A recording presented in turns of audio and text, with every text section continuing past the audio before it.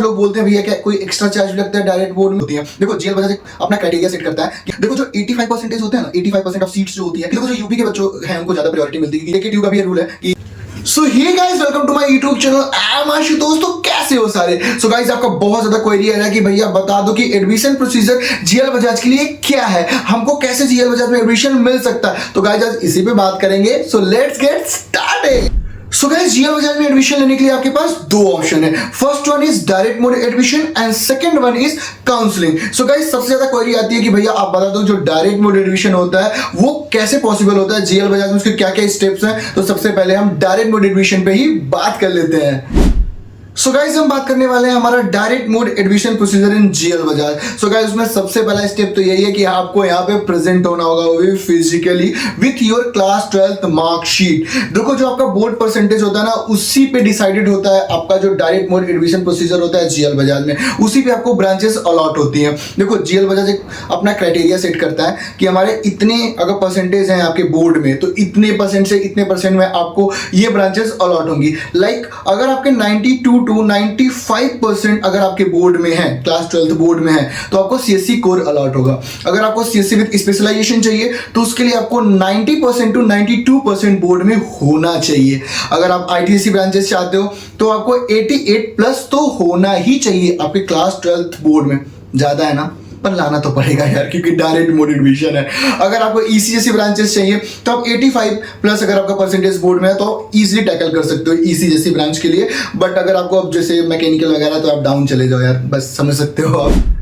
So guys जो direct mode admission होता है देख लिया, आपको उसमें कुछ भी नहीं करना होता है। अगर आपके इतने परसेंटेज हैं जो जेएल बजाज ने अपना क्राइटेरिया सेट करके रखा है तो अगर आप फुलफिल हो, आपको वो ब्रांचेज चाहिए और आपके उतने परसेंटेज हैं तो आप इजीली आओ और अच्छे से एडमिशन ले लो। और बहुत लोग बोलते हैं कि अभी एक्स्ट्रा चार्ज भी लगता है क्या डायरेक्ट जो एडमिशन होता है? नो, कोई एक्स्ट्रा चार्ज नहीं होता है। यही आपका क्राइटेरिया है। अगर आपके परसेंटेज हैं बोर्ड में उतने तो आप इजिली आके एडमिशन ले लो, कोई दिक्कत नहीं होती, कोई एक्स्ट्रा चार्ज नहीं लिया जाता। तो यही हमारा पूरा है डायरेक्ट मोड एडमिशन प्रोसीजर इन जेएल बजाज।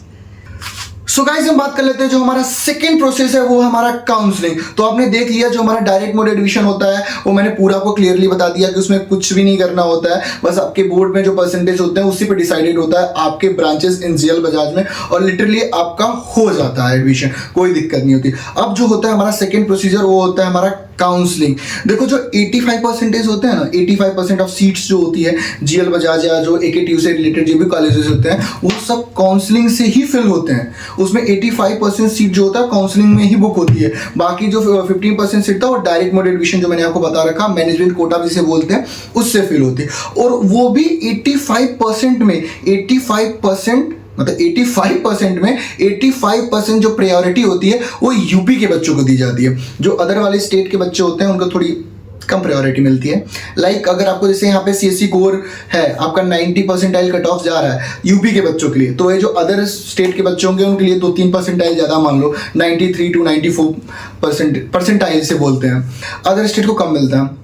लाइक देखो अगर आप देख सकते हो अगर आपके 90 परसेंटाइल हैं, अगर आप यूपी के बच्चे हो और आपको सीएससी कोर जेएल बजाज में मिल रहा है तो ये जो अदर स्टेट के बच्चे होंगे उनके लिए 93 to 94 समझ लो, इतने परसेंटाइल जा सकता है कोर के लिए जो अदर स्टेट के बच्चे होते हैं। क्योंकि देखो जो यूपी के बच्चों हैं उनको ज़्यादा प्रायोरिटी मिलती है क्योंकि यूपी का कॉलेज है, इस वजह से एकेटीयू का भी ये रूल है कि अदर स्टेट के बच्चों को थोड़ा सा मतलब सहना पड़ता है कठिनाई, समझ सकते हो।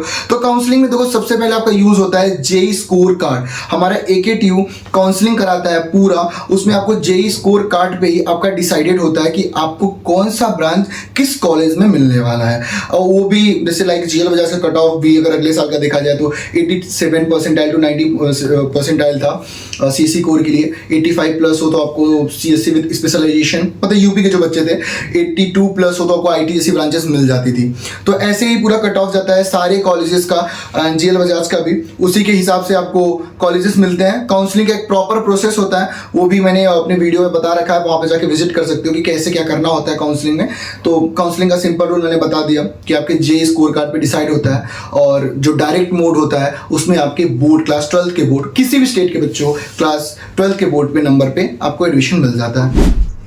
सो hey guys, thanks for watching the video. Hopefully video आपको अच्छा लगा होगा।